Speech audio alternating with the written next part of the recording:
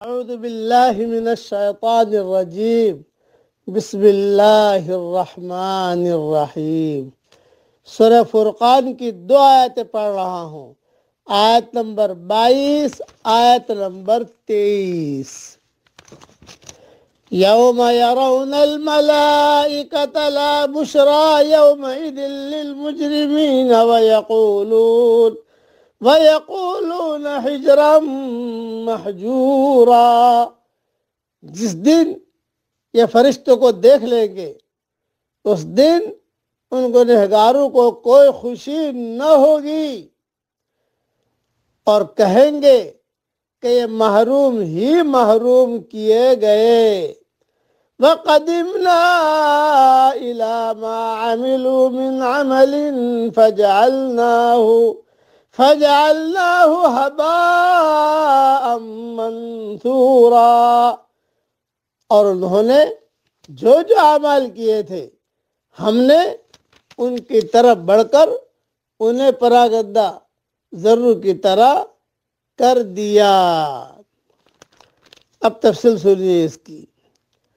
اس دن سے مراد موت کا دن ہے، یعنی یہ کافر فرشتوں کو دیکھنے کی آرزو تو کرتے ہیں، لیکن موت کے وقت جب یہ فرشتوں کو دیکھیں گے تو ان کے لیے کوئی خوشی اور مسرت نہیں ہوگی، اس لیے کہ فرشتے انہیں اس موقع پر عذاب جہنم کے وعید سناتے ہیں اور کہتے ہیں کہ خبیث روح، خبیث جسم سے نکل، جس سے روح دوڑتی اور بھاگتی ہے، جس پر فرشتے اسے مارتے اور کوٹتے ہیں، جیسا کہ سورہ انفال آیت نمبر 50، سورہ انعام آیت نمبر 93 میں موجود ہے۔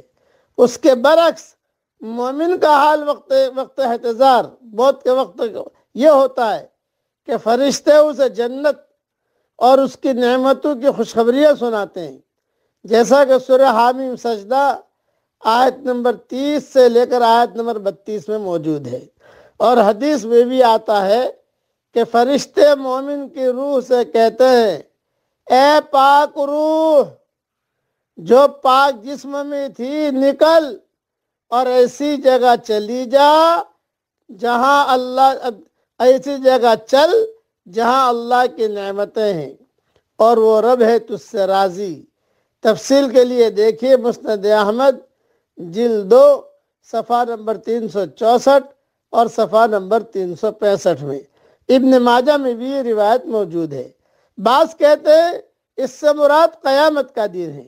امام ابن کثیر فرماتے ہیں رحمۃ اللہ علیہ کہ دونوں ہی قول صحیح ہے، اس لیے کہ دونوں ہی دن ایسے ہی فرشتے مومن اور کافر دونوں کے سامنے ظاہر ہوتے ہیں۔ مومنوں کو رحمت اور رضوان الہی کی خوشخبری اور کافروں کو ہلاکت اور خسران کی خبر دیتے ہیں۔ بہت سے لوگ اس غلط فہمی میں رہتے ہیں کہ قیامت میں جب خدا پوچھے گا کہ کیا لائے، میں اپنا فلاں عمل پیش کر دوں گا، میں کہوں گا کہ فلاں بزرگوں کی نسبت مجھے حاصل ہے، مگر قیامت کے آتے ہی اس قسم کی خوش خیالیاں اس طرح بے حقیقت ثابت ہوگی جیسے گرم لوہے پر پانی کا قطرہ پڑے اور فوراً اڑ جائے۔ اس دن صرف حقیقی عمل کسی کے کام آئے گا، نہ کہ کسی قسم کی جھوٹی خوش خیالیاں۔ اس لیے قیامت کے دن کی تیاری کیجئے اور اللہ تعالی ہمارا حساب کتاب آسان کرے، اس کی فکر کیجئے۔ پڑھ لیجئے میرے ساتھ، رسول اللہ صلی اللہ علیہ وسلم یہ دعا پڑھا کرتے تھے، پڑھیے، اللہم حاسبنی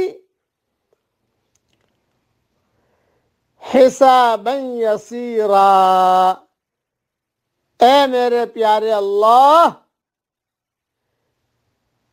میرا حساب کتاب آسان لینا۔ اللہ تعالیٰ یہ دعا ہم سب کے لیے قبول فرمائے، آمین۔ وآخر دعوانا ان الحمد للہ رب العالمین۔